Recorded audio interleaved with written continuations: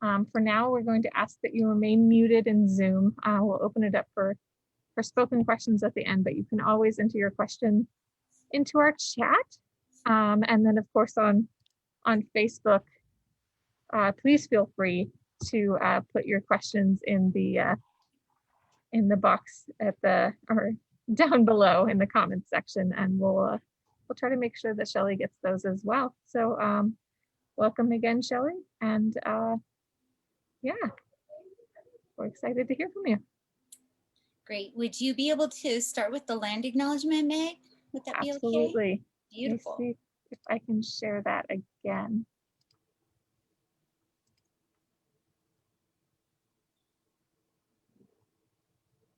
Here, oh. I have too many windows open. It always takes me a minute to finally share. There we are. Okay. So we acknowledge that the Nisenan people are still here among us today, though nearly invisible. We understand that we are on Nisenan land and that was never ceded, and the original tribal families have yet to recover from the near genocide of their people. As a resident or visitor in Nisenan land, we support the Nevada City Rancheria Nisenan tribe in efforts to stabilize their people, as well as their campaign to restore federal recognition. Thank you. So down at the bottom there also, so for more information and to support the tribe, visit nisenan.org.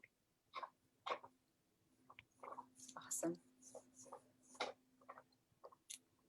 All right, well, homakani everyone. Homayabemi, nishinanamimi wakamni, lidam lili yapimni, dasba hedidi. Good morning, I'm Shelley Covert. I'm the spokesperson for the Nevada City Rancheria Nisenan tribe. I'm also the executive director of the nonprofit CHIRP, which is the California Heritage Indigenous Research Project. And it's a pleasure to come today. This is, I don't even know what number we are in the series. It's been going so well. We've been sharing a lot of information in different areas, mostly around literature, around our newly formed written history that exists, one of which is The History of Us by our chairman, Richard Johnson. The book Boya Bete, which is the story of Rabbit and the Snowshoes.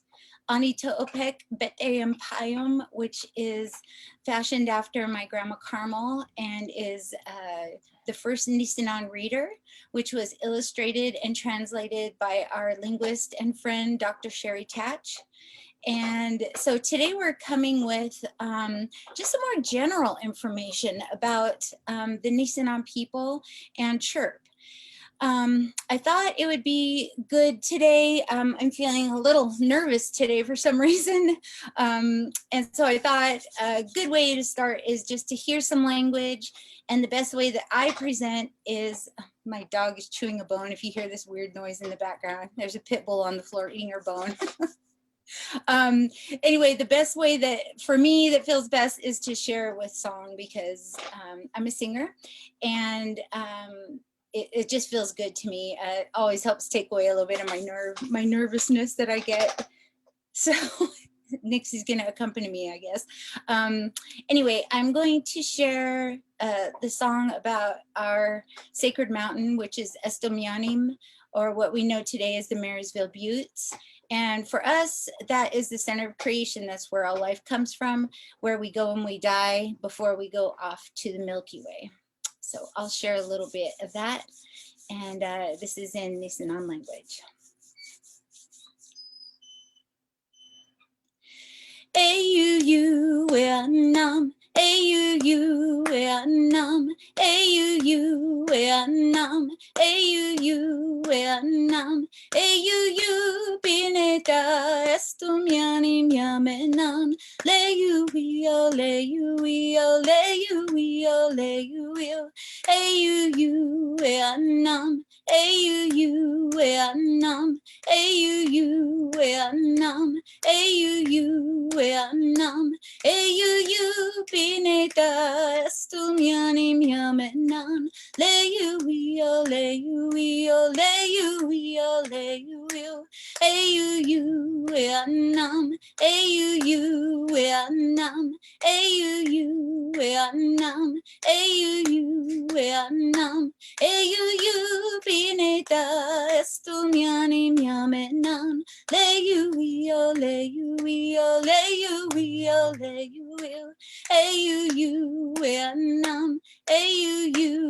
nam, nam.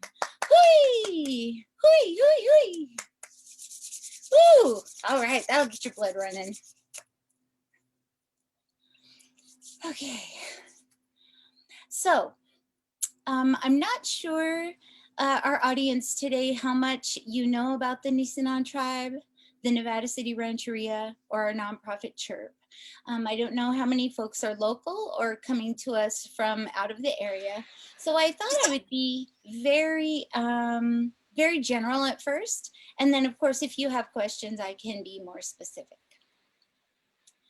So for the Nisenan people, our homelands are in the foothills of Northern California.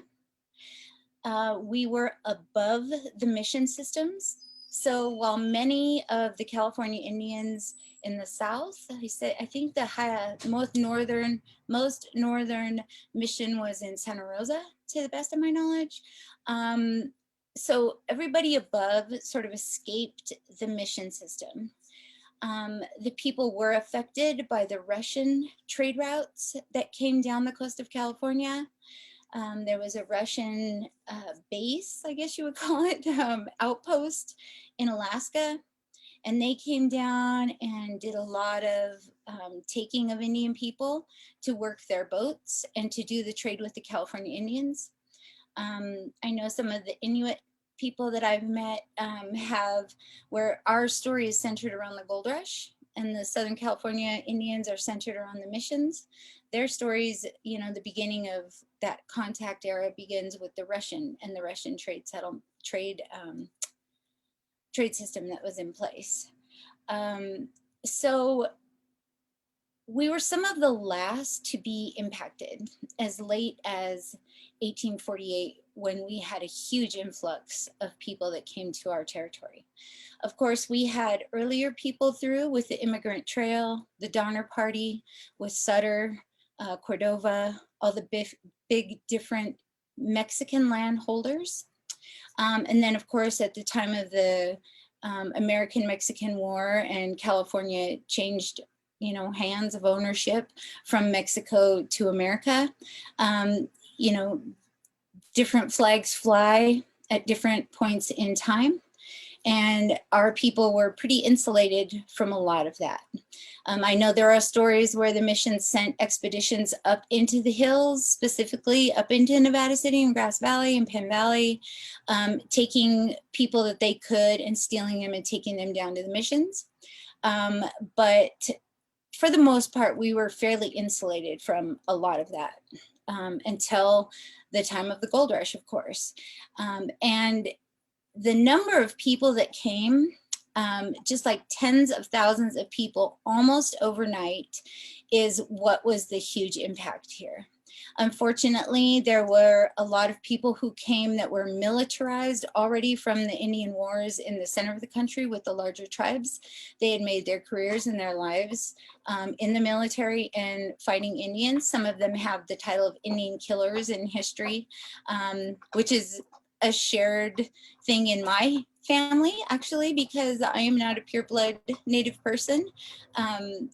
You know, my dad's side of the family, who's non-Native, you know, a lot of our Carlsons and some of the other family names were, I guess, I don't want to say on the other side of the spectrum, but we're sort of on the other side of the spectrum. On, you know, they weren't Native, so they're coming west. They're making lives for themselves, and I guess a lot of times military was the way to do that. So there were military families who fought in a lot of the large Indian wars, you know, earlier in time. And another strange piece of my own personal family history is on my dad's side, on the Swedish side, are Naslunds or Nasluns, and they they're first cousins with John Sutter. So really the reason they even came to California was because, I mean, I can just imagine the phone call, you know, John Sutter or Johann Sutter calling him up and being like, yo, you know, things are popping out here in California, you ought to come out. So thusly the Otts and the Naslins are on my Swedish side of my dad's family, and which makes for an interesting mix in my own personal life growing up and figuring out who I am as a person, or still trying to figure out who I am as a person day to day. I love history, so a lot of these different moments in history play into how I move forward, how I create the conversations around the genocide of the California Indians, you know, as a Native person, and then having lots of family on I hate saying on the opposite side, because that's not what it is. There's so many facets that I don't just see one side and the other side, you know, a different way of life, a different way forward for their families, their stability. What were they leaving? What were they fleeing from in their home countries? You know, all of these things play into my heart, of course, about who I am and about how we navigate as a tribe as we get this information out there. Because it seems that, you know, before 10 years ago, when we really started doing this push to become visible, that the story just wasn't out there. We were completely erased here, you know, here in Gold Country, where our tribe, my friend Judith Lowry says, we were unfortunate enough to be the tribe whose geographic location was at ground zero for the gold rush, or where gold was discovered. And thusly, I suppose we would have those tribes who were in the Gold Country era have some of the most devastating loss of life, loss of culture, language, homelands. A lot of those people remain landless today. So, you know, in all of these, for me, I think these are important things to talk about. This is history, you know. There's a huge piece of history that is not told here. We can't see it, it's erased. And I always caution people when we talk about this, because I'm a curious person and I love to hear people's points of view. I love to have a good debate and I like to talk about these things. And what always stops a conversation is when people get defensive, or they have some kind of something that sets them wrong, where they feel like they're being blamed. You know, a lot of times people will say, well, I didn't kill your people, you know, I wasn't even alive back then. And like, none of those thoughts are being conveyed today. That's not the conversation that works the best. The conversation is, let's solidify history. Let's reinsert this piece of history that's thousands of years old, that really deserves to be part of our story collectively, and a history that we can all be proud of. Moving forward in time, as we look at some of the environmental crises that are going on along the planet, Native folks are being looked to for some help in reconnecting the ends of a story that's been completely broken in most cases, and that some of that knowledge still remains. I think the most important piece of that is, and I've been dancing around this idea a lot, and I'm getting closer to like, oh yeah, that's it. Not quite there yet, but I think it's a memory that we hold of this, you know, idea that the earth is a sentient being. Everything on the planet, plants, trees, the water, the air, the animals, are also sentient, no matter how small.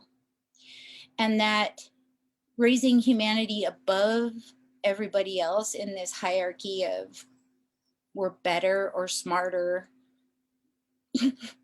is where it's bad, where we're at folly. Is that how you would say that? Where we have a little bit of a faulty way of thinking right now, that, you know, with technology and our cars and our energy and everything that makes us comfortable, I think that's what gives us the false impression that we are better, that we are somehow more sentient. Can you even say that? More, you know, well, that animal may feel pain, and sure, it can fetch a ball, but it's not as smart as humans. Well, I can guarantee you that that animal, if it lost its house, can survive in the world, have a family, and probably protect its pups better than I could.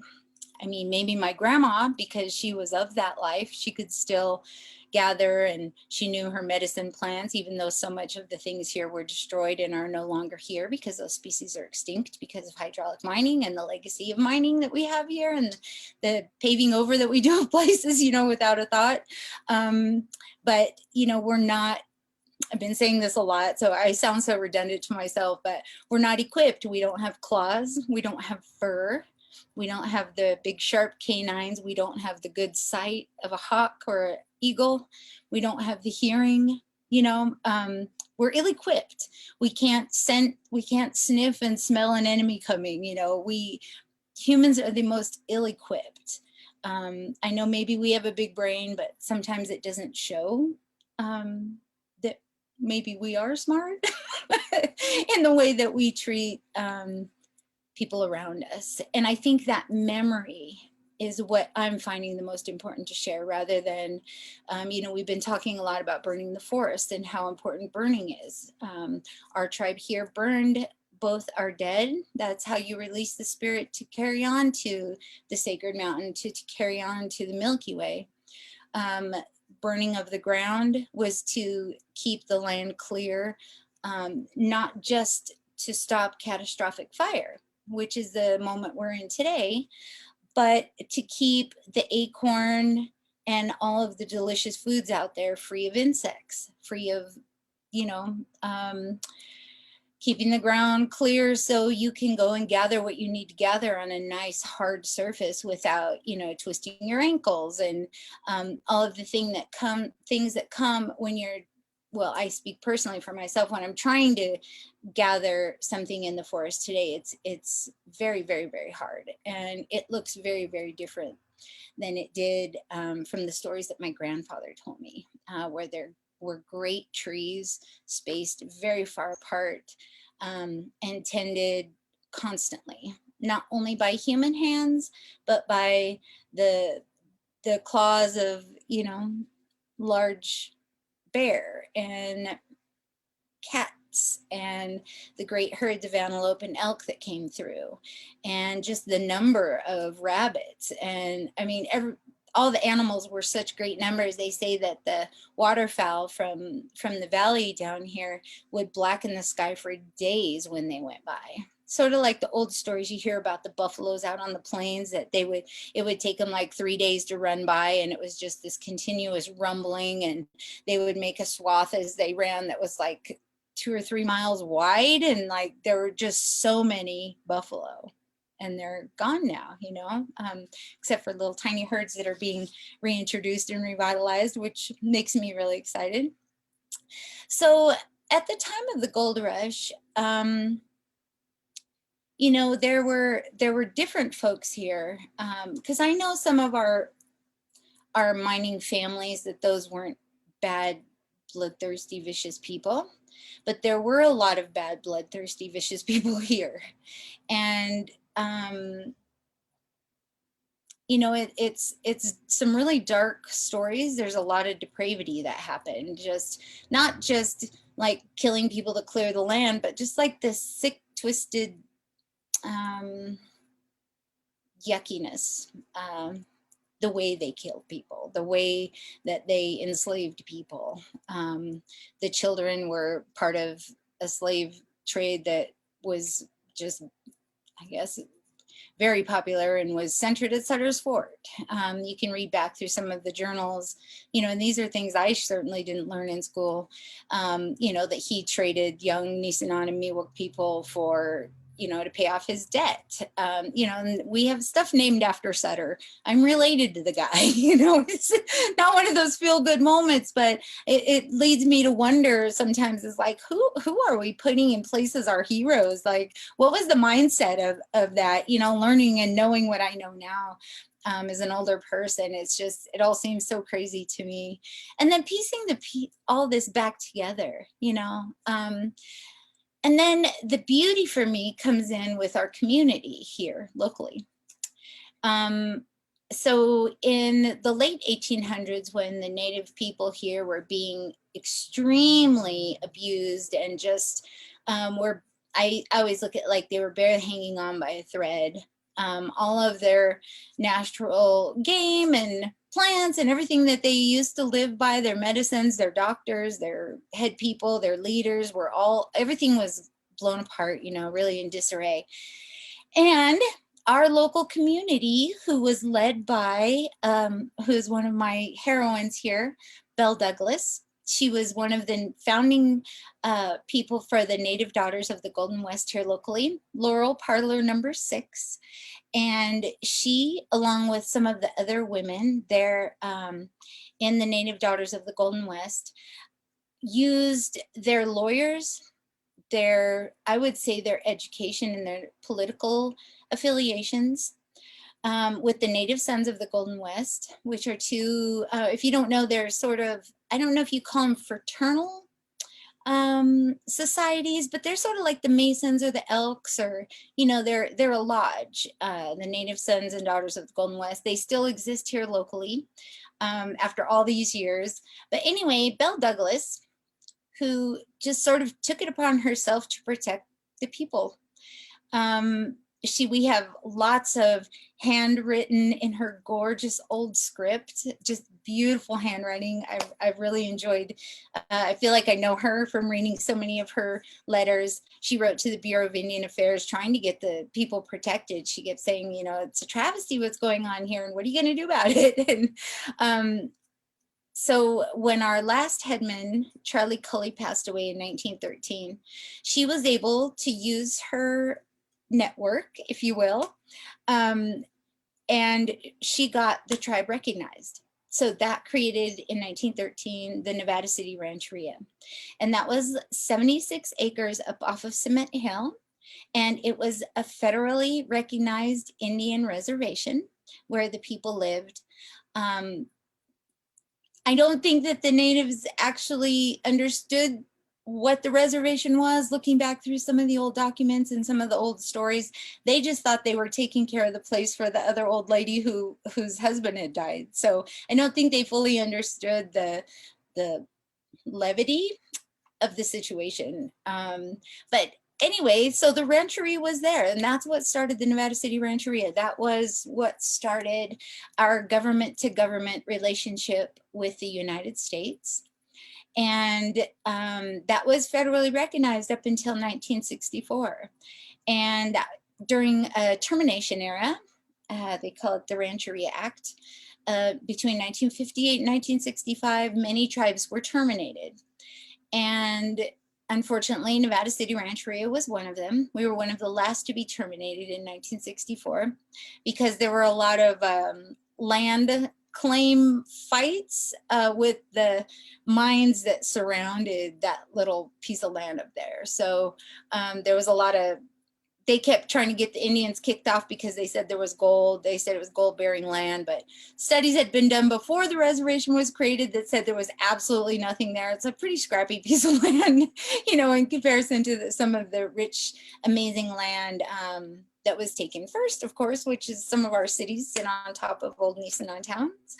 The big ranches, of course, that big, gorgeous ranch land that we have here, you know, those were the best places where Nisenan were already inhabiting. And of course, if somebody's coming in to get good land, that was the best. And so those places were lost early on. But Nevada City Rancheria was created and terminated in 1964. So since then, it was actually President Richard Nixon who stopped the termination of tribes. He said it was unjust. And he said it was not, you know, obviously to the best interest of the country or the Native people themselves. And I found that very surprising because I'd always heard such, you know, growing up, like the negative things, you know, about President Nixon, and was very surprised to hear that he created the EPA as well and stopped the termination of tribes in America, which I'd never heard that. I thought that was a feather in his cap, you know. So, you know, fast forward to today, in California, 44 rancherias were terminated during that time. 41 have been restored. So they actually call it restoration. And we're one of the 3 who was terminated during that time by Congress that remains in a terminated state. So I don't know if you're aware, or if you've seen, we've had a lot of outreach, advocacy, looking for community support, just for people to say, hey, we feel that this isn't right, and we believe, you know, those other 41 rancherias were restored, that Nevada City Rancheria should be restored as well. We were actually in court for 8 years, and we lost our court case. It was quite a devastating blow to us. To put that much time in and then to lose our case because of the 6-year statute of limitations. And, you know, I had always said, well, if you were going to say that, why didn't you say it in the first week? Like, why did you wait till the end of 8 years to like bring that up, you know? Let us fight this fight for this long, and like, just, you know, we don't have a lot of capacity or resources. So it was quite a toll, you know. A lot of that fell on our chairman, driving us back and forth to Santa Rosa and down to our lawyer's office and all this stuff, you know. And but we were actually the first California rancheria to be denied restoration, and so we didn't expect that. And the other 41 rancherias that were restored were also outside the 6-year statute of limitations. So we, you know, I'm a very fair person, and I find it to be extremely unfair, and I still believe it's an ongoing injustice for our people. And that we have any culture left to share after all of this is pretty incredible. But, you know, after the gold rush and before the creation of the rancheria, was the Indian boarding schools, which, you know, I hate to say was almost the last nail in the coffin for the tribal families and for the culture itself.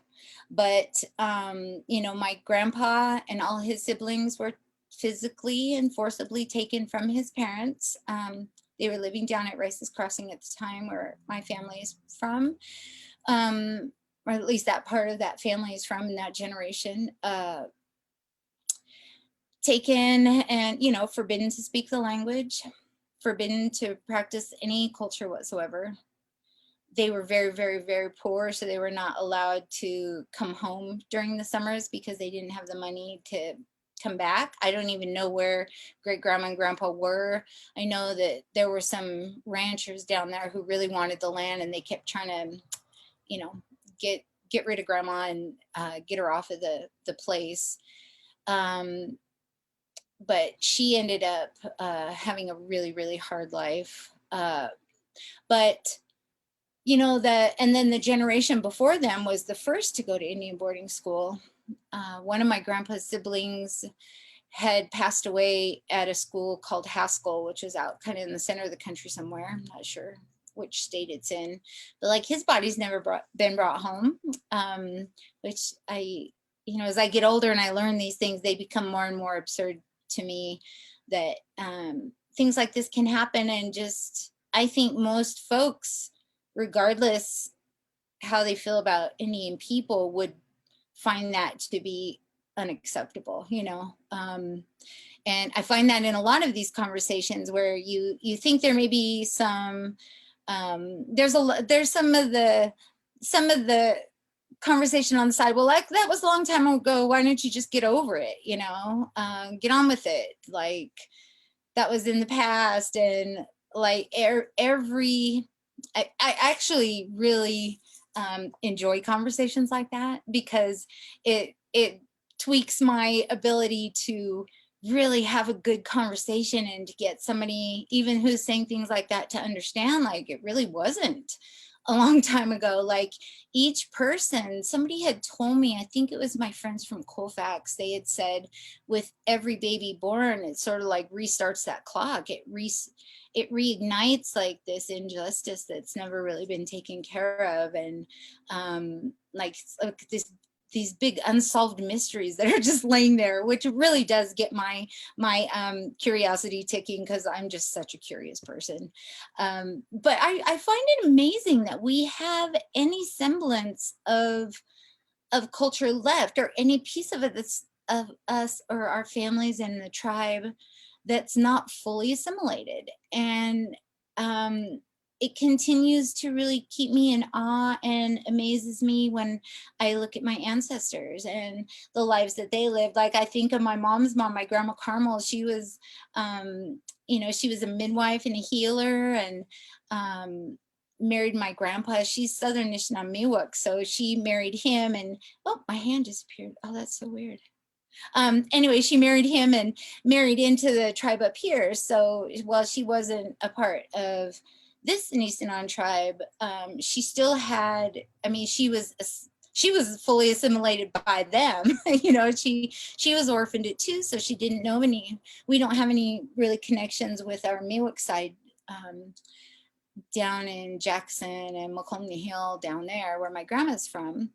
But, you know, she was able to still go out and hunt for plants, and she could skin a deer, like, in, I mean, she was amazing. She totally could survive, and she did. She had all of her daughters, my grandpa,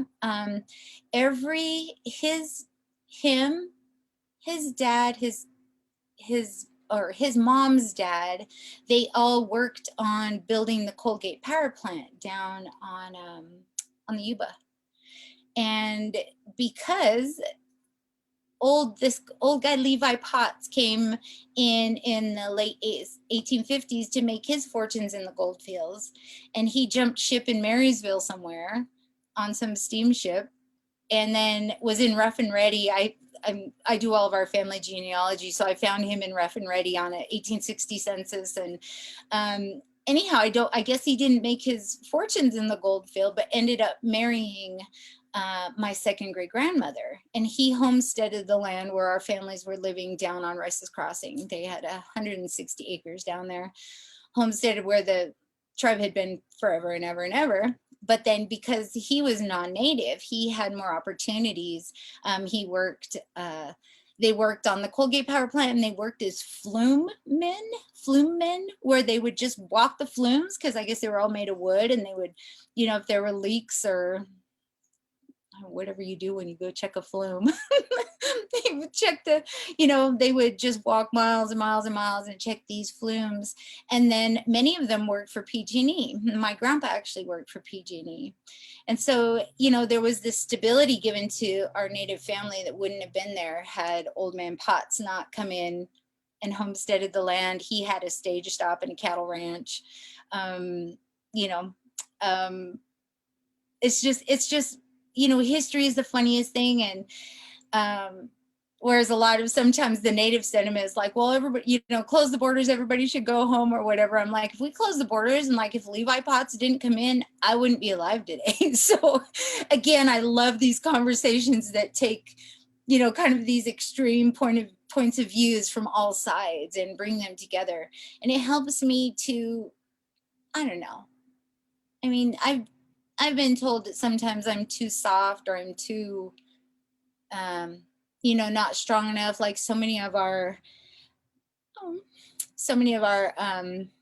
amazing women warriors out there, our native female warriors are just, I mean, they're standing on the front lines, you know, they're doing all this stuff, they're educating, they're trying to get political, they're just living in a million worlds. And I'm not like that. I'm not, you know, I mean, I guess I can be. Usually it takes a lot to get me mad, but woo, I guess I'm like my mom. When I get mad, look out. But I don't wear that. I mean, I'd rather have a good conversation, and I like to figure stuff out. And I feel that maybe my smarts lies in finding the path through all these confusing conversations and confusing points of view, you know, in time to really get down to the quick of things, like it's wrong that this tribe remains terminated. You know, how many ways can I say it? I hope that I can say it a million ways, and that a million people can hear who have different perspectives, and still we can all come together at least on one consensus point that says, you're right. That's true. You guys, it's not fair. If all those guys are restored and you're not, yeah, actually, that's not fair. What do we do about that?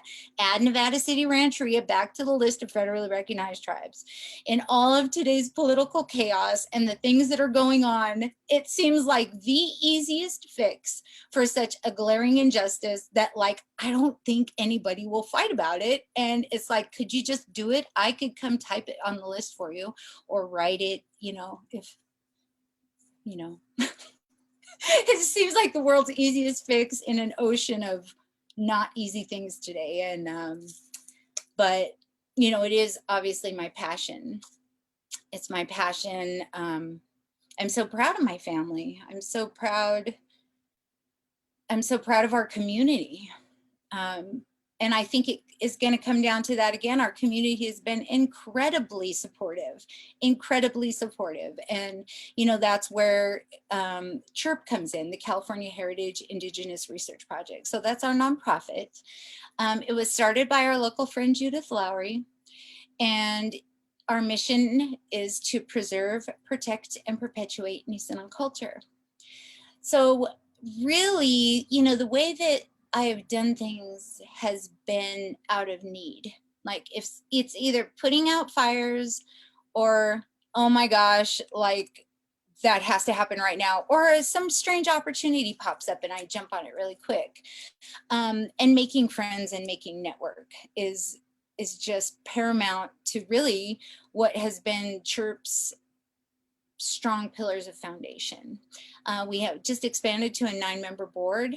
So we have some incredible board members. And our programs, we have a couple that have really just taken off on their own. We started Visibility Through Art, which happened usually the night before. It started out really just as an art reception and opening that Judith Lowry would, you know, she'd have a show or some kind of showcase of art to bring in people so that they would come to Heritage Day the next day. And we partnered with Sierra College. We would have Nisenan Heritage Day up at Sierra College, you know, pre-COVID. And we would have our art event and a party the night before. And really that art event, probably because of the party, started having a life of its own. And it started to feel like it was just growing into itself. So now it's its own, it's under our art programming, our cultural arts programming, and Visibility Through Art. We work with local artists, some of who are native, some of whom are not.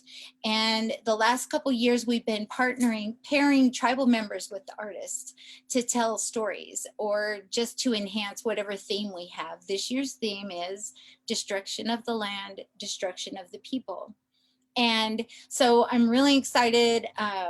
We have a new space. We have a new brick and mortar in Nevada City that's going to be gallery, cultural space, and you know, kind of museum-esque. I hope to have our blooming tribal library there.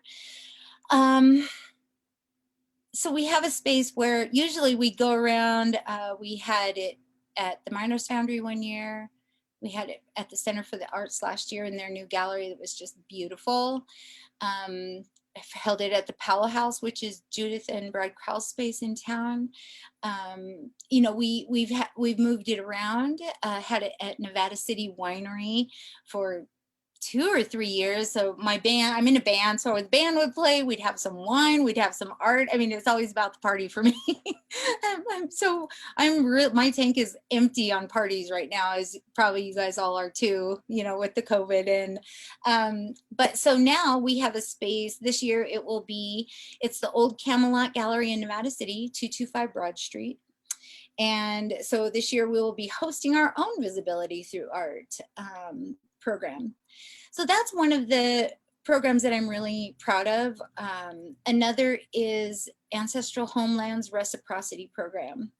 And this program too, I feel like when you hit the nail on the head, like these things, the community just grabs them and I don't know, breathes life into them, that it feels like they aren't, I mean, of course, there's a lot of work and organizing and, you know, pulling all the pieces together.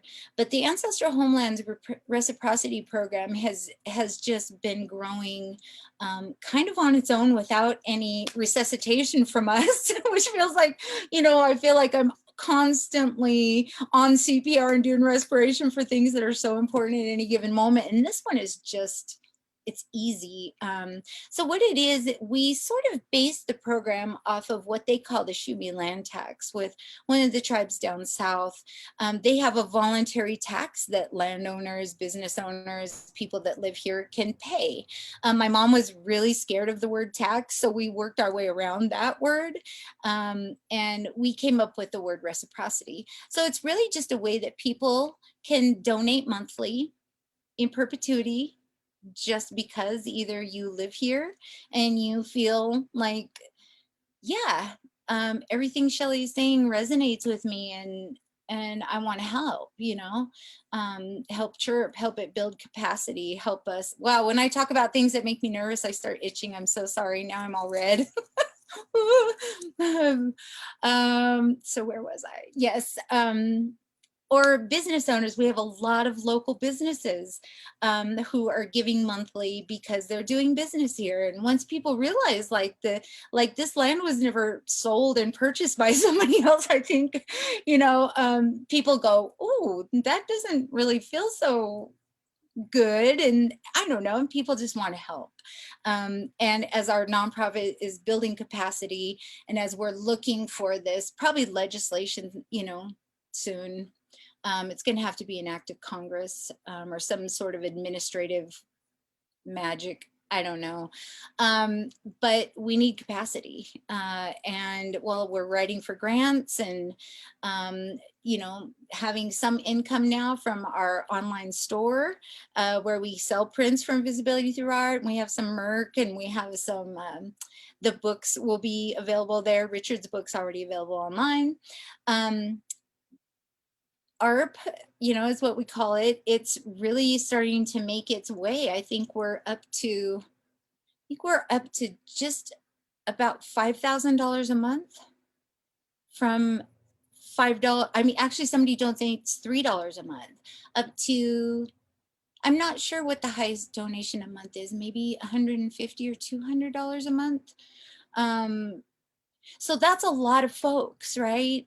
I mean, to be $5,000 a month, that's a lot of people who are reaching out in their capacity just because they want to support.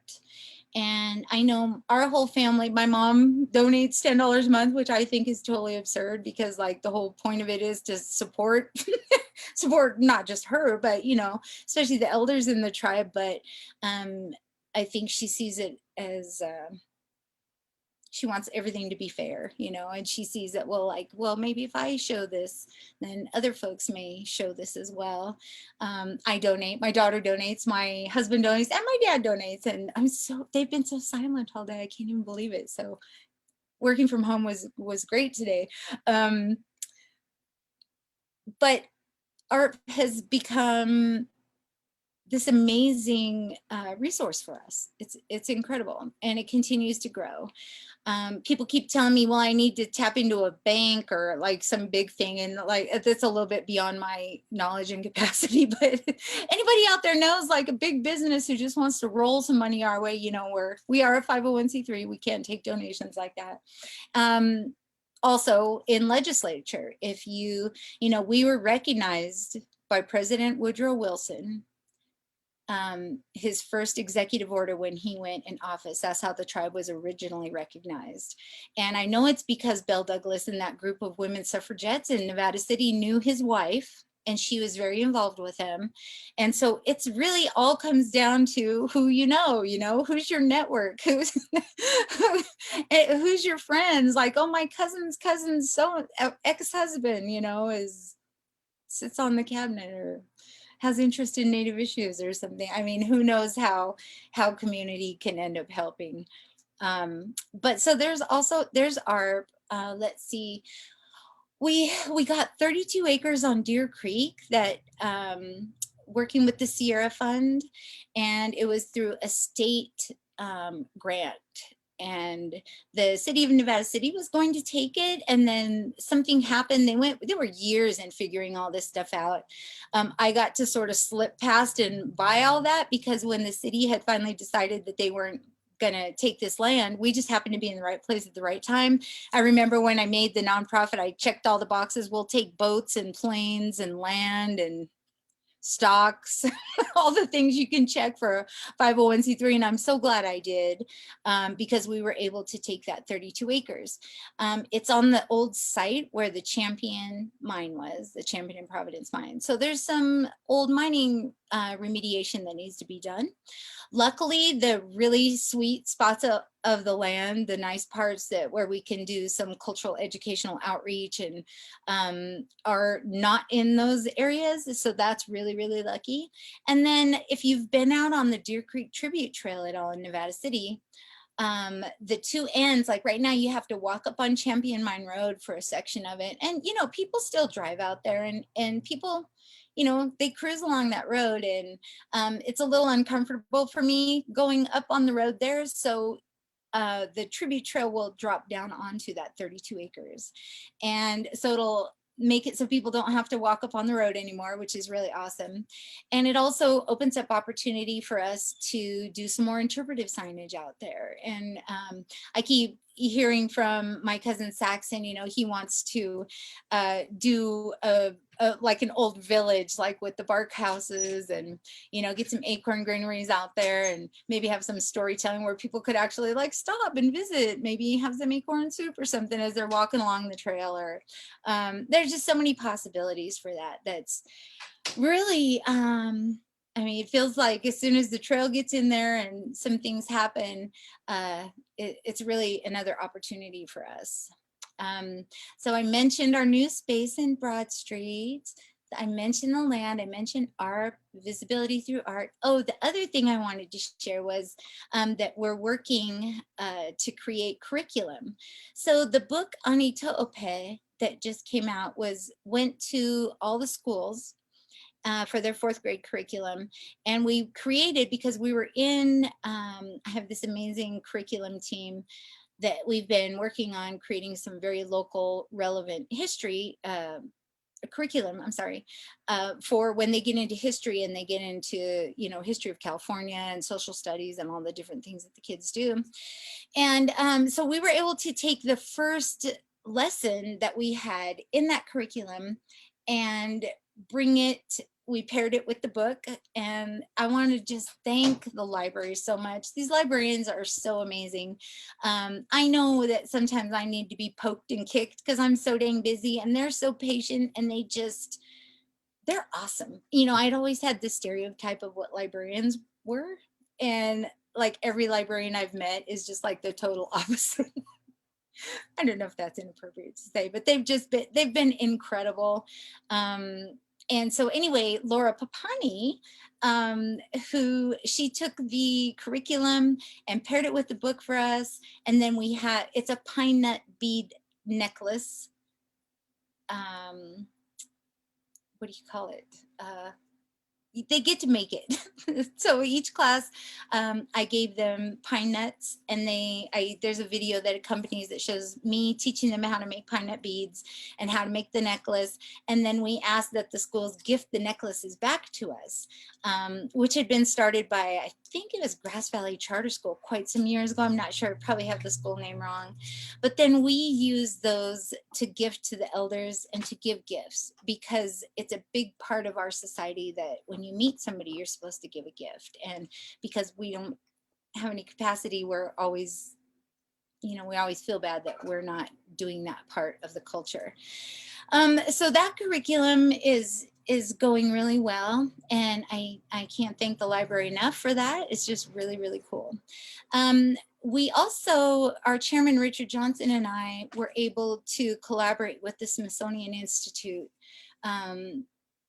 Few months back, they're creating a high school curriculum, and so they were doing it all about, it's all about the gold rush, and they literally talk about genocide in California. And coming from the Smithsonian, it's pretty heavy hitting stuff. It's beautifully done. We were able to comment on their curriculum and give them some corrections that needed to be done.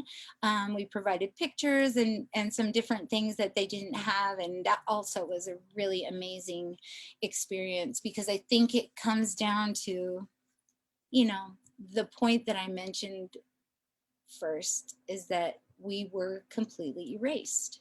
And the only way you can undo that is to become visible again.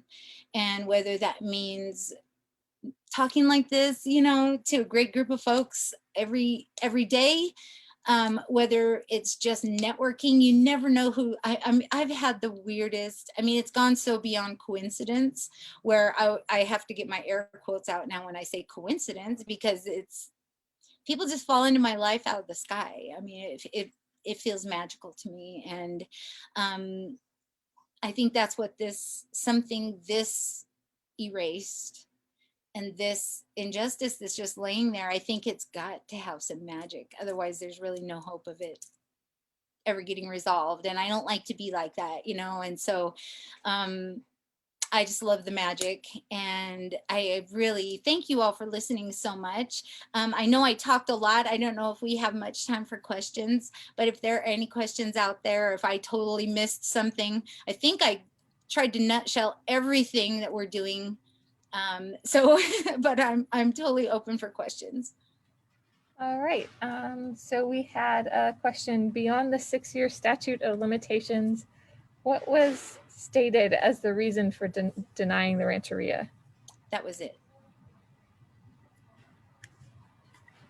Yeah. The legalese is we slept on our rights, which I didn't understand was a legal thing. And I was so offended. I'm like, if you think I have been sleeping like at all, like you're, you know, but they say we should have brought, because we were terminated in 64, we should have brought our case by 70. And because of my history and my connections with my family, and just because I happen to be the one asking my grandpa and everybody all this stuff, I feel that, you know, a lot of this rests on my ability to grow and learn, to put the connections together for the tribe and then help to figure it out. And I was only 4 years old in 1970. So they're really, basically they're like, well, you know, again, absurd, unfair, unrealistic. Yes, we had someone ask where they can get the book by Richard Johnson, The Story of Us, and you said it was available online. So we have that link available in the chat in Zoom and also on Facebook. But is there anywhere else you can get it? It's in our online store. And yeah, I know Kit Dizzy has it in downtown Nevada City. I think they're like next door to us now. It's really excited. They have been so gracious. She purchased the books and then she sells them and gives CHIRP all of the proceeds from the books. So, I mean, I probably should just tell you, I shouldn't even be pushing our online store. I should just be telling y'all to go to Kit Dizzy to get it, because she gives us the entire, I mean, you know, that's what I mean about our community and the reciprocity that's going on. It's just really lovely to me. Next question: who are your legislators? Can they help? Mrs. Diane Feinstein, if you feel like we're just, we're working on our webpage right now so that we have a web portal where people can go and write to the senators, write to Congressman Doug LaMalfa. Our local Board of Supervisors has passed a resolution in the end of December supporting our bids for recognition, and saying yes, they support everything we're doing. We're the local tribe, that they're happy, you know, yay, all this stuff. But, you know, waiting on that web portal. I'm hoping we should have that live in the next couple weeks. It's really just me firming up the verbiage in a test or draft letter for people to send to their senators and their congresspeople. But, you know, this is Congress. This isn't just California. So, you know, we're working on a letter that can go to any state so people can write to their legislators. All right. I think we have time for a few more questions. So please tell us about the artist Judith Lowry. Judith Lowry, she's amazing. So she is Hamawi, Pit River, Mountain Maidu, and Australian. And she lives locally. And she is a very famous Native American contemporary artist. She does huge works. You really should Google her work. She's in museums all over the country. She, when I was at the Smithsonian a few years back for a language conference, we were out there looking in the archives because we have no fluent speakers, so we rely on our linguist a lot. So we were out there in the archives and I got to see her original works of art that are at the Smithsonian, and it's a collection of 5 and they're just huge. And I mean, I don't know how many strokes she puts into her paintings, but they are amazing. You should really Google her work. But she was one of the first people here locally. You know, and I must say we had another tribe in, you know, 10, 12, 14 years ago that was claiming to be from here, and they actually weren't. A lot of things were getting dedicated to them in permanence, like our Grass Valley Roundabout and different things like that. And I met Judith right around that time. I met a bunch of really amazing people within like a week or 2 of each other. And she was just, her father went to Indian boarding school, was taking Indian boarding school. And a lot of times the old folks would know each other because they ended up in boarding school together. So when she moved down here, her dad had said, "What Indians you got down there?" And she said she went looking for us, and she told her dad it was like a spaceship sucked us up. She couldn't find us anywhere. So when we finally made connection with her through this other really weird and random thing that happened, she was like, "This is unacceptable. There's only Gold Rush history here. There's no trace like of you and your people and your history, and that must change." So Judith really, she was the, I wouldn't say instigator, and not as a bad word, as a good word, you know, helped us put on our first Nisenan Heritage Days, made us big, gorgeous banners and our logo, and set us up with photographers, and helped me to write articles. We partnered on some articles together, and I've never done this stuff before, you know, and she just is so much like my family, where she's like, "You're fine, just, you know, just do it. It's got to be done." You know, kicks you in the rear a little bit and get you going. And, but also helped me to see in myself that, you know, that I can do this. This is not what I normally did. thanks to Judith, you know, but it is what I do, and it's what I have to do. And that's who Judith is. Very, very dear friend. And yeah, if it wasn't for her, all of us wouldn't be sitting here today. That's absolute fact.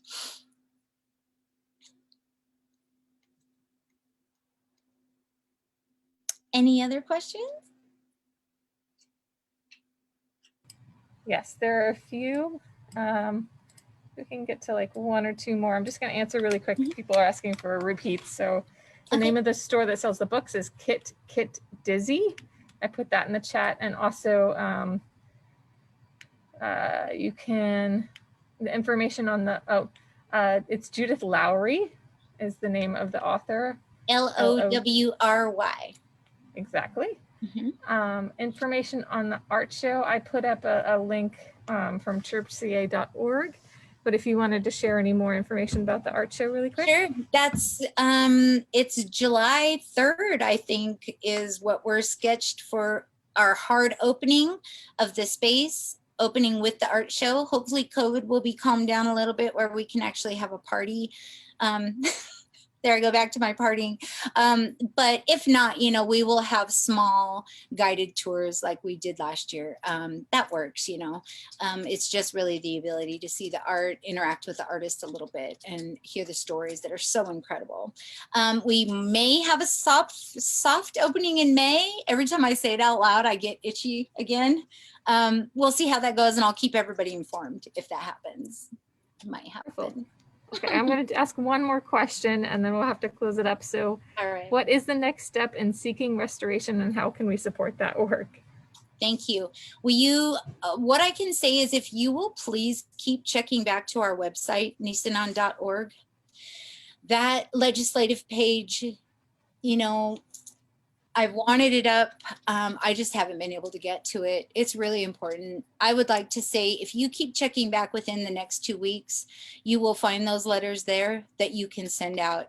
It will be a very nicely guided website, so you won't have to get lost. It will be very clear what you can do to support us. I mean, really, but outside of the legislative stuff, which is so important, is to keep saying Nisenan. You know, we were lumped in with the label of Maidu for so long. Like my grandpa said, we're not Maidu, we're Nisenan. You know, keep spreading the word Nisenan, send people to our website, participate in our programs and our projects as they come up, and then just keep checking in. You know, we all through the month of November, we put out digital content for Nisenan Heritage Month because we didn't have Nisenan Heritage Day because of COVID. And there's so much information there. We have resource lists. If you aren't sick of my face yet, there are literally hours of video of me talking about history, talking about CHIRP, talking about the tribe. A lot of just, there's all kinds of information out there. You know, spend some time on the website, and then you can always reach us at info@chirpka.org. That also reaches my assistant, Ember Amador, because I'm too far deep. My mailbox is full and my emails are full, and she's really helps me curate things so that I don't miss important questions. We are slow on responding right now just because everything is so backed up. But yeah, just spend some time on the website. Anytime you have a question, I always appreciate the ability to I spoke for the Rotary last week. I'm doing different little presentations like that via Zoom. If your group would like to make a small donation to CHIRP and have me come speak, if you have a specific topic in mind, I love having the conversation. If you just personally would like to have a conversation, I'm always open up. I'm open for all of that. So, yeah. Well, thank you once again, Shelley. And we're looking forward to seeing you back here next week for your next cultural program. Awesome. Thank you all so much. Ekwa.